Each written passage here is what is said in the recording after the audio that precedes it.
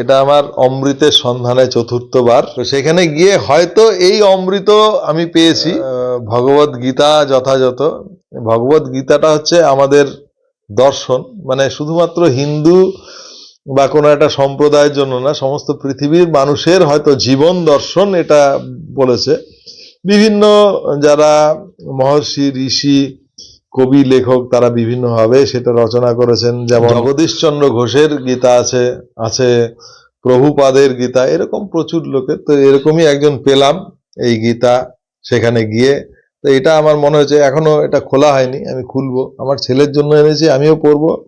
আর তার সাথে যেই বইগুলো হিসেবে পেলাম, কার ভজনা করব, তারপর হচ্ছে যথার্থ গীতা ভাষ্য সংস্করণ হিসেবে, আর হচ্ছে দেবী পূজার সত্যতা কি আছে।